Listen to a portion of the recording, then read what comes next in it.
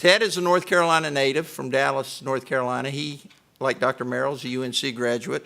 Got his master's degree from Johns Hopkins. He is a graduate of the Economic Development Institute and is an Eisenhower Fellow for Global Economics. He is an Economic Development Policy Advisor for the Southern Governor Association and is Managing Partner of Economic Leadership. He has 35 years of experience in the economic development area, and in the past 2 years has worked with the Chambers of Commerce in North Carolina, Arkansas, Missouri, Kentucky, and he's developed economic plans for them as well as for other communities and regions within those states. From 2008 to 2013, he was the Executive Director of the Southern Growth Policy Board, a public policy think tank that provides economic development research, strategy, and marketing advice to states and communities across the South. Prior to taking on his own organization, he was Executive Vice President and COO for the Research Triangle Partnership Foundation here in our area. And during his 8 years in that role, he worked with hundreds of clients and helped generate approximately 65,000 new jobs. So he really knows a lot about the field of economic development. Right now, he's working on new rural economic strategies for the North Carolina Chamber of Commerce, developing economic development plans for 8 states that comprise the Mississippi Delta, creating new economic strategies in North Carolina for Research Triangle Partnership and the Piedmont Triangle Partnership. And he's conducting a national citizen input process on building community economic vitality, developing best practices in manufacturing for the U.S. Economic Development Administration, and helping the Organization of International Investment create an economic development coalition to better attract foreign investment, and helping the Missouri Chamber of Commerce, which is to our west, build an economic competitive Missouri, the show me state. So he's going to show them. But the reason I put all this down was as we stop to think about the speech that you see, the title there in front of you, it's important to kind of understand Ted's background, because sometimes when you understand that background and you hear him talk about where we're going for the future, it helps you understand that perspective. And so without further ado, I'm going to let Ted come forward and give us a little bit of insight. Welcome, Ted.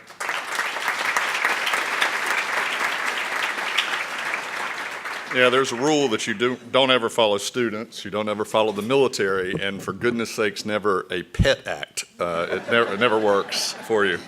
Yeah, if there's a dancing dog, you just give up as a speaker. You just walk away. I'm very proud to be here. There's been a lot of people that I admire, good friends that have spoken to this group in the past. And so that's one of the reasons. The other is that I'm a local resident. I live in Wake County and am proud to live in the best big city in the South. I'm also glad to be here because you all do so many things right. As you heard, I get to work all over the country, and we're doing work in India and Africa and a few other places. And they really don't get it, a lot of places.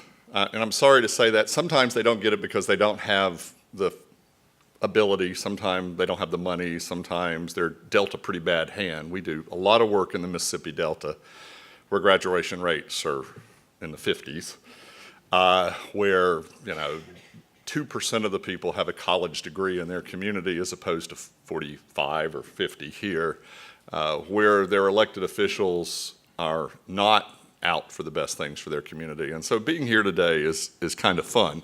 It was also fun to hear the band this morning. I was a band parent and actually was the chair of the band association.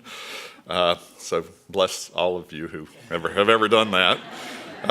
Holy cow. I mean, if you don't know what a tuba costs, you should check it out sometime. And the proud, even though I went to UNC, I'm a proud parent of a daughter who graduated from NC State, so I have been in this building once or twice, never pulling for them. I always say I sent my money but not my love to NC State. And a proud parent of an ECU guy, so only during football season is there ever an issue running around our house, so it's good. And I'm not the one giving you the test today. I want to go ahead and say that. It wasn't me doing that. So, but thank you all for having me here. Wanda said she was worried about the numbers. You did great, and so I don't actually like you, Sean, because my brother, when I went to college, my brother took up skateboarding. This is back in the 70s. I'd never seen a skateboard. I went to college. I came home December, my freshman year, and he had this skateboard that he was running around. My brother's 6 years younger than me. And he said, try it out. You'll love it. Try it out. And I tried it out, and I broke my right wrist and could not write the second semester of my freshman year. Nobody typed back then, by the way. I'm old. So I had a cast on, broke the vicular bone in 3 places, had 3 screws in it, and I blame it all on skateboarding. So given that, but I like commercials, so that's pretty good. So given all of that as an intro, let's try a little bit to think about our future. It's a really interesting topic that people spend a great deal of time worrying about and very little time celebrating. So, just put it in perspective, we all want a future, right? It's what we're all looking for. Our firm uses this quote as our mantra, that too often we enjoy the comfort of opinion without the discomfort of thought. Now, that's a highfalutin thing and looks really good on our website, but I'm from Dallas, North Carolina, for those of you who might know where it is in Gaston County, and so I tend to look at it this way. Life's hard. It's harder if you're stupid.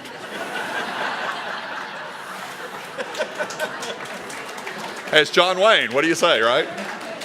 So our goal in life is to try to help people have access to more information than they had before.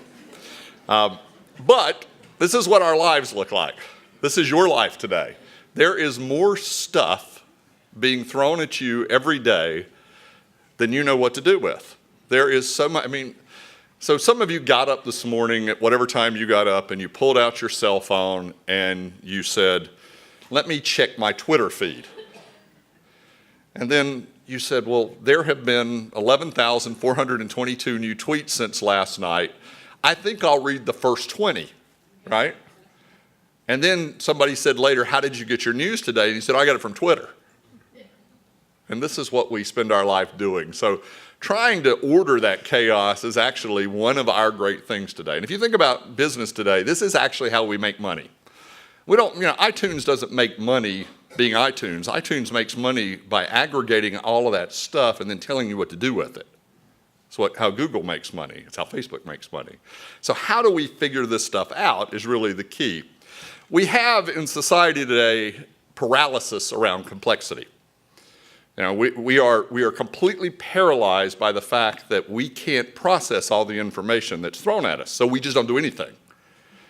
We just stop. And one of our lines is that we've stopped kicking the can down the road and we just kick it back and forth across the same spot on the road because we don't know what to do.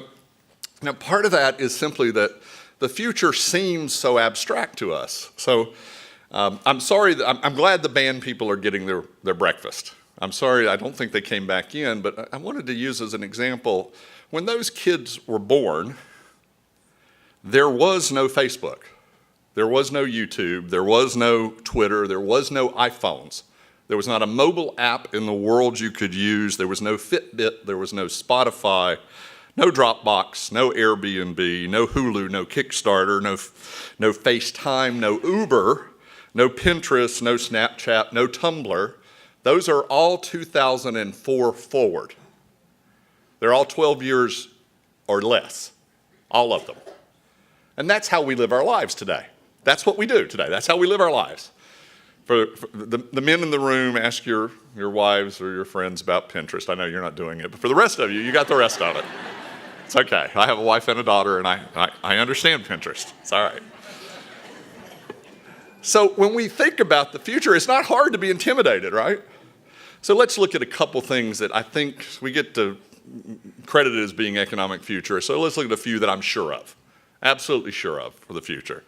The first is that we've got globalization, and there's good things and there's bad things about it, and it's real and it's not going away. And we can be xenophobic all we want, but tomorrow all of our companies would be lost if they didn't have global marketplaces. All of your food supply, your clothing supply, your electronics supply, everything else would be disrupted because every company we deal with has global supply chains. And in America, we tend to ignore all this, and we've had that ability for a couple hundred years because they're big oceans and we're the biggest, baddest person on the block. But the truth is that we're interconnected. We don't think about the issues very much, but just two examples for you. We sit around every day and talk about why it is that wages aren't going up in America. Okay, there's a lot of reasons, but the fact is we've got about 1 billion people in the world that want a job that we don't have jobs for. There's an oversupply of people and an undersupply of demand, and so what happens to price? It goes down. Even if you dropped economics the second day, you got that the first day. I mean, you did. So the reason wages aren't moving up as fast is we haven't absorbed the increased labor that we have. We're all worried about GDP not rising. Oh, by the way, for labor, I mean, the unemployment rate in Europe is higher today than it was at the end of the recession. Think about that. I mean, Brazil, that it used to be the B in the BRIC countries that we were so scared of, is in a free fall recession. I mean, the whole world is impacting this, and we're trying to figure out, well, in an interconnected world, what are we doing? Well, we got to get a little bit out of that. We're worried about GDP growth. At the end of the recession, the projection for this year was that the world would be growing between 5 and 6%, and the world's growing between 3 and 3.5%. And we said, well, why isn't America growing as fast? And the answer is, nobody's growing as fast. But we seem to think that it's all something we can deal with, and it isn't. We live in a global economy. It will get more complicated as we go forward. And if we do not have a global perspective on economics and everything else, we will not find solutions to those issues. The one that gets a lot of discussion in North Carolina these days is urbanization. And urbanization has been a defined trend in the world for over 100 years. So it's one I'm pretty sure is going to continue. This is what happened in Shanghai in 17 years. I'll run it one more time for you. That's 17 years of growth in the Pudong. In America today, half of our population live in the 44 counties that are dark on that slide, and the other half live in the 2,996 counties. That's half the people, that's half the voters, that's half the consumption. And it's not changing. It's getting more concentrated. People are choosing urban areas. Now, if you're in one of those 2,996 places, you've got every right in the world to compete for your quality of life, your standard of living, your economic prosperity. You do. But the fact is, you are competing against the tide that is a global trend, and it makes it harder. So we're trying to figure out ways to help Dallas, North Carolina, where I'm from, which is not going to be an urban metropolis anytime soon. Population's about the same. But it brings up public policy issues all the time, and it brings up haves and have-nots and redistribution and all that fun stuff. And I've never met a politician, sorry for all the politicians in the room, I've never met a politician that didn't want to redistribute. By and large, one party wants to redistribute between people and the other party redistribute between places, and that's fine. We all want what we want because we all represent who we represent, right? So it's okay, but urbanization's not going away, and how we manage cities and how they compete against each other is going to be the key. What urbanization means is that for over half the counties in North Carolina, their working age population, their workforce will shrink over the next 20 years. Now, maybe we'll get one or two of these counties wrong because something odd will happen. But by and large, half our counties will be dealing with how do you manage shrinking growth. By the way, when the workforce shrinks, what does that do to children? They shrink a lot faster. So you'll be looking at school systems all over the state who are figuring out what to do with vacant schools, as opposed to building, how many a year? 4 or 5 a year here. We'll be closing that many around the state. Business has changed. I mean, I read that list of businesses that you heard before, but there's a lot. We could talk about this for the rest of the day, but I wanted to make it real simple. We used to have a set of creative jobs and a whole set of routine jobs. And that was the way the world was. Those creative jobs represented 20, 30% of jobs. Everybody else was doing something more routine. Over the last 25 years, that routine set has been heavily impacted by automation, and we've eliminated those, and it's been heavily impacted by outsourcing. because you can do it overseas. So we have less routine jobs. We have more creative jobs, but now what we've seen is creative jobs starting to be impacted by the same thing. So over time, our job is to figure out how does this all blend together. And by the way, I understand that every routine job has creativity in it. So for the creativity junkies in the room, I got it, I'm okay. But this is a continuing shift. And you overlay on top of that business practice shifts.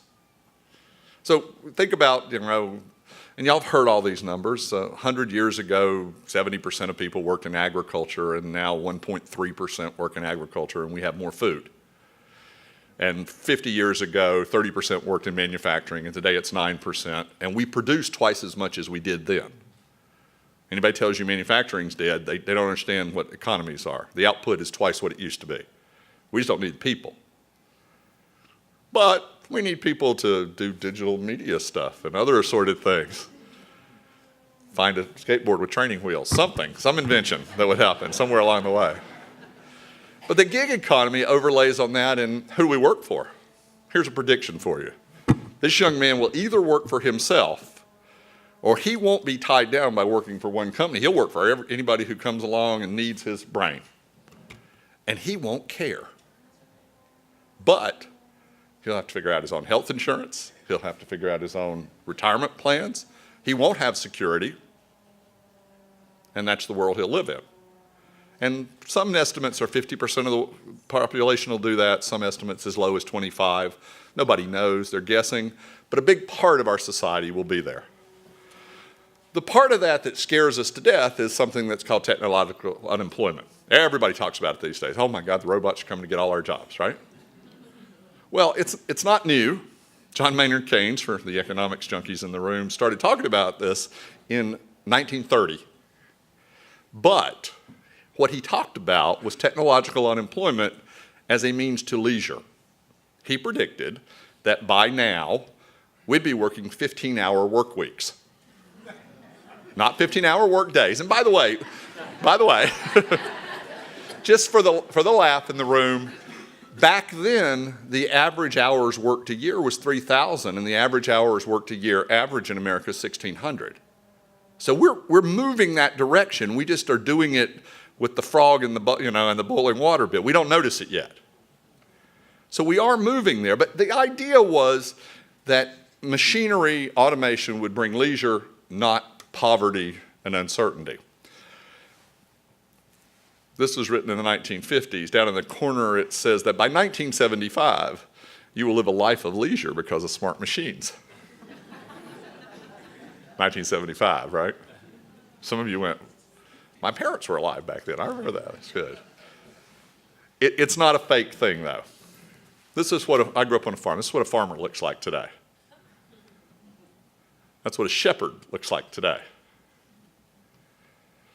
Short order cook. These are all real. Delivery of your food by drone. We all think medicine's going to be the answer to all those questions, but have you been in a hospital lately? Have you seen what medicine looked like? The heart surgeon on the right doesn't make mistakes. That's an emergency room in the Midwest. The doctor is in a hospital in the basement in Sioux Falls, South Dakota, and the nurse practitioner is running the emergency room 500 miles away. That's what manufacturing looks like. All four of my grandparents worked in the textile mills in North Carolina. That's not what it looked like. It's what it looks like today. It's what quality control looks like. This is what your speaker will look like in a couple years. And if really smart people like Sean are able to help, then I might be a hologram that I can really look good doing it. But we're at the very beginning. We are at the edge of so much explosive change in technology. And we always have been, right? We've always been the next thing. But think about the 2004 date and what has changed in 12 years in the way we live our lives, and start thinking about machines now that have dexterity like they've never had before. Machines that have vision. 5 years ago, machines could not do this. They didn't have vision to look. 5 years ago, advertisers weren't aware, that board is aware of her surroundings. And if you walk by her and your phone's got one of those things on it turned on, she'll say hi to you. Hi, Ted. On your way to the market today? And they know it. So whether it's artificial intelligence or autonomous vehicles, which we'll both see, or Industry 2.4, Industry 2.4, the simple answer is machines talking to machines, if you want to define it, or additive manufacturing of everything, we are in a world that's changing rapidly, and there is a probability that some jobs will be eliminated. If you look on the list, economists are about 50-50, so I figure I'm old enough I might make it. If you're an accountant, you got a problem. And if you're a dentist, you're looking good. And that's sort of the bottom line on this. But the thing I want to spend the last part of my time on is this, what is now the Great Mismatch, with millions of people looking for work and millions of people that run companies unable to find anybody to work for them. The slide up there at the bottom says there's no source for this data. I made it up, so I just wanted to acknowledge that. I did. I don't know. This is an honest answer, and I've asked hundreds of groups this question. Have we reached a point in time where our business community is requiring more of their workers than those workers are capable of giving?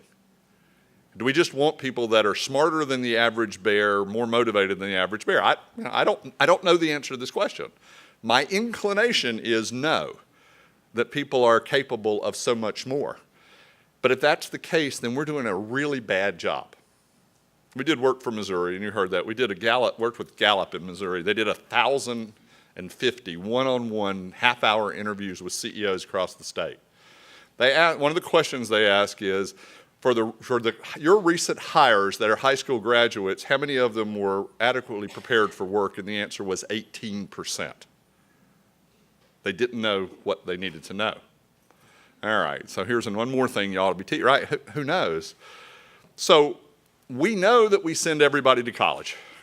Nationally, it's almost 70%, and most of them are four-year colleges. And we know that if you ask all your parents, and I understand this, I do, all the parents say four-year college education. So what percentage of jobs estimated by the Bureau of Labor Statistics in 2022 needs a four-year college degree?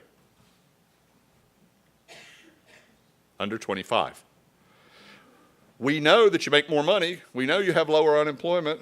We know that's spreading, that it used to be a 50% differential between a high school dropout and a college degree, and now it's a 400% differential.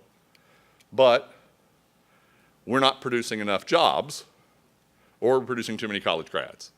And I'm not anti-college. I told you both my kids, but I don't understand how we fix this issue, because we have an issue right now where there's just not enough in our economy generated jobs at the higher end. So I choose not to focus on the degrees, because I'm one of those crazy futurists that says that in 50 years, most people won't have degrees. They'll have some quantified credentialing, but it won't be there won't be a BA that counts the same across the board, or a high school grad that counts the same. There will be some way of quantifying all of that, and you will have to bring along your little chip that shows what you have been quantified. For the young people in the room, the game theory model of I have reached this level. Till that point, we have a whole series of skills that we have to deal with. And the foundational knowledge is under all of this. Everybody assumes that when we start debating skills, that they already read, write, science, they already assume all that. I mean, that's just an assumption. Everybody has that foundational knowledge. And then there's a series of life skills, work skills, job skills, and future skills. And the life skills, when we do surveys of businesses, the life skills are prerequisites. If you're not honest and motivated and all that stuff, it doesn't matter what else you know. And if you go out and talk to people, y'all have done it, you've all done it. You go out and talk to businesses, we can't find people who will show up, can't find people who will pass the drug test. If they show up this Monday, they won't show up next Monday. I mean, we know that, and so that's an issue. I don't know how this group fixes that. I don't know. If you have enough of a group with a long enough discussion, you get down to the fact that this is about parenting and motivation and individual integrity and all that fun stuff. I don't know how you fix it, but it's a prerequisite.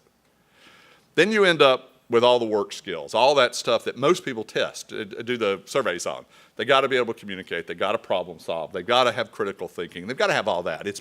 That stuff's portable between jobs, but it is something that allows people to be resilient against a market where jobs come and go. There's a set of job skills. You want a phlebotomist to know how to take blood. You want a welder to know how, you want those things. Those are things businesses typically will teach specific, or you'll get that from either a CTE class or a community college or something. That's not the hardest part of this. There are people who do this well, and they figure that out.